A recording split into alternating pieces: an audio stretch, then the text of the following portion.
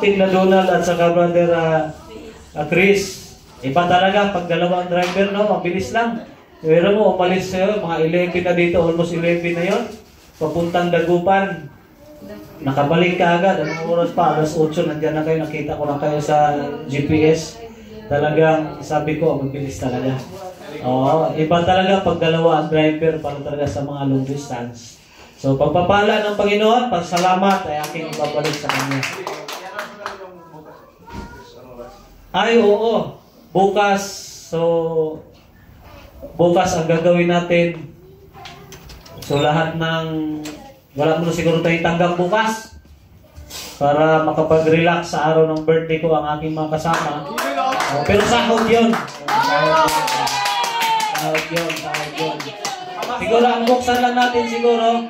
Kasi natuwa si Sir Joan yung kabila nila.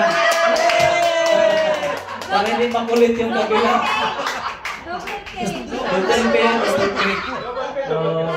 Salamat sa Diyos na para makapag-concentrate tayo sa blessing na ibigay ng Panginoon bukas. Salamat. Okay. Ang oras natin is start tayo ng alas 10 siguro para saktong pananghalian din. Matapos ay mga pananghalian. Para sakto pastor coding, alpas tayo sa coding. Tapos bayad na rin yung ni pastor doon sa shop para kahit hindi siya makikita.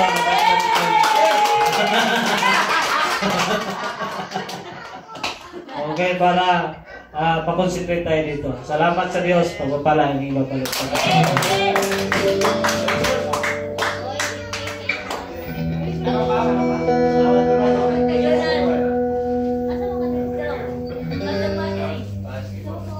Praise the Lord. Lahat magsabi ng praise the Lord, mga kapatid. Praise God, napakabuti ng Panginoon, mga kapatid, no? Praise the Lord.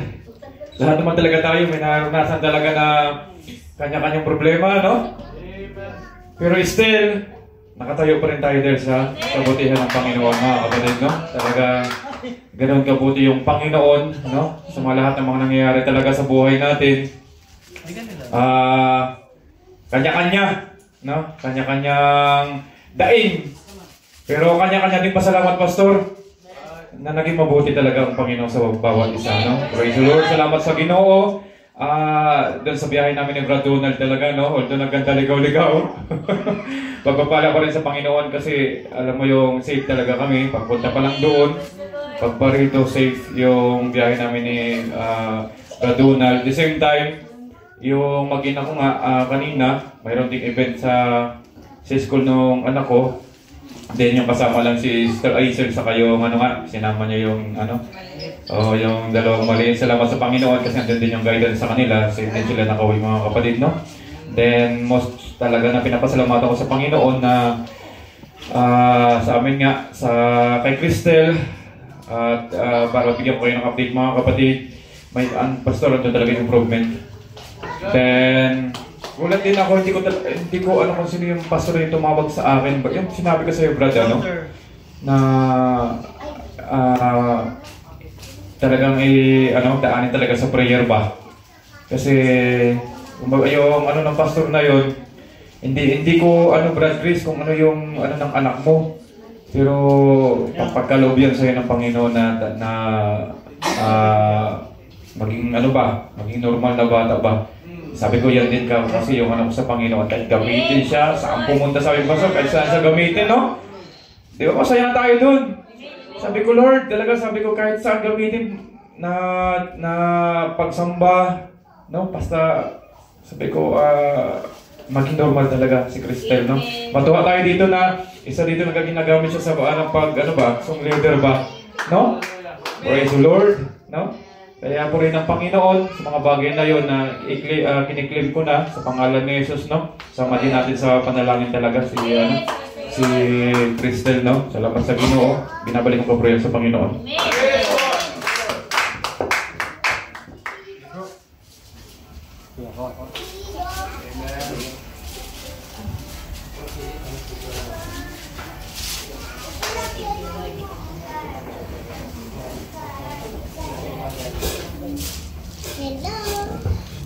Praise the Lord. ako ay magpapasalamat sa ating buhay ng Diyos at malapit na po akong aalis. 31, no? So, isang taon ulit po kayong bibisitahin. Bibisita ulit ako, pangako. At ako ay nagpapasalamat. Sana ay hindi ako masabit sa aking biometric, no? Sa every biometric ay kailangan po yan ng mai-release is 1 week or 2 weeks daw. So, inaantay ko ang kanyang release. Sana ay ang aking biyahe ay walang anumang sagabal o kahit na anong hindrance, no? At sa welcome po na sa ating bagong wedding, no? Wedding ngayon ating kaibigan at brother. At yun ang sinasabi sa Kawikaan 19:14, ang kayamanan namamana sa magulang, ngunit ang mabait na asawa ay bigay ng Panginoon. Amen. So, mabait ang ating asawa. Amen. So, hindi tayo kukulangin. Tayo ay may mag-aalaga sa ating panahon na pagluto, paglaba, at sa mga gawain pangbahay at alaga sa ating mga anak. At bilang asawa ay siya ay pinakamabait sa buong mundo. At hindi po may iwasan ang away mag-asawa. Amen. Sa lahat ng may mag-asawa, lahat po ang pinakabigat na trials ay away. Amen, brother. At pag darating ang away, mga kapatid, kapag may isa na nakauna, ang isa po ay manahimik at magpapakumbaba.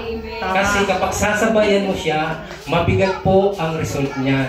Napakabigat po. So dapat kung naunahan ka, so aantayin mo siyang maging malamig ang kanyang ulo at ang kanyang pakiramdam.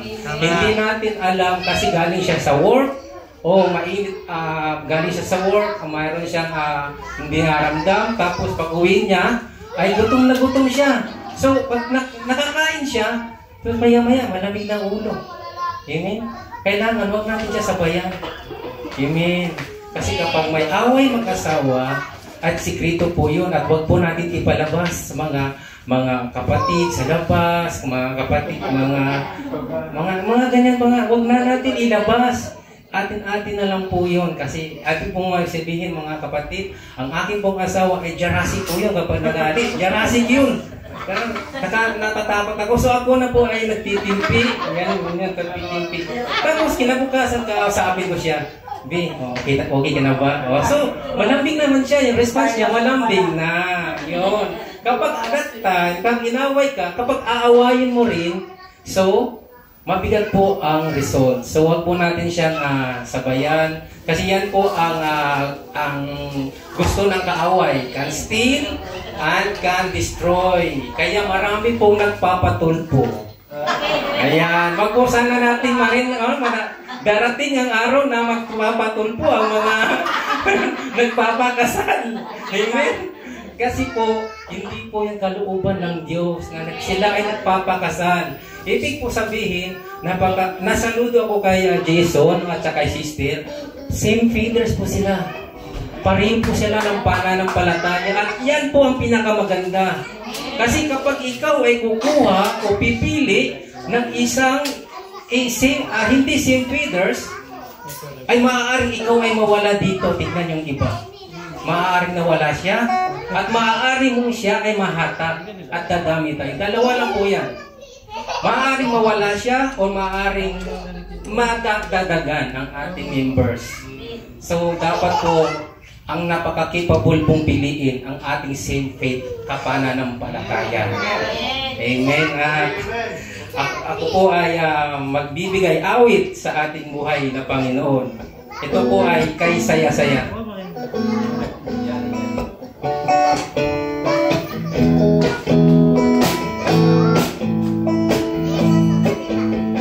Huwag mag-alala sa mundong ginagalawan. Ang buhay mo ngayon may katiyakan. Huwag mag-alinlangan, tumawag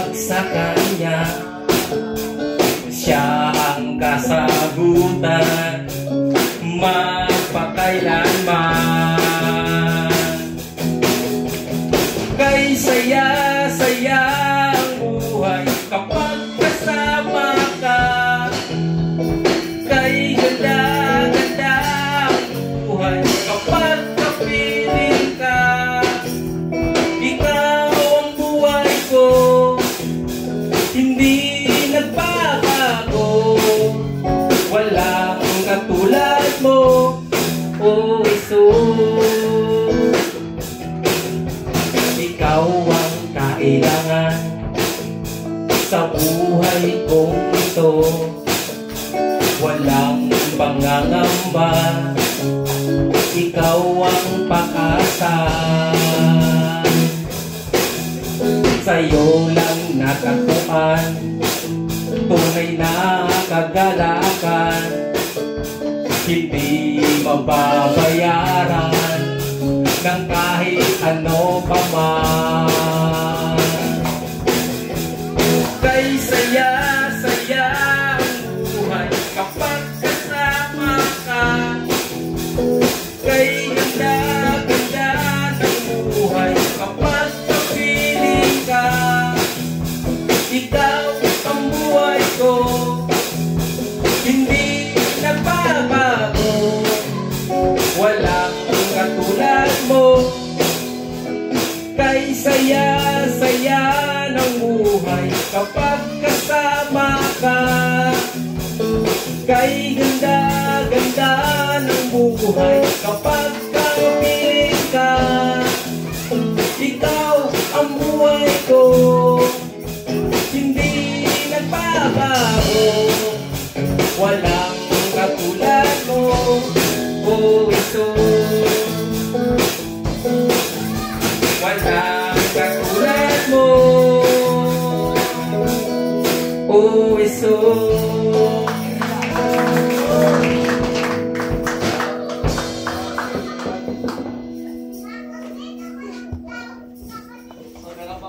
Meron pa po. Ayan, so wala po.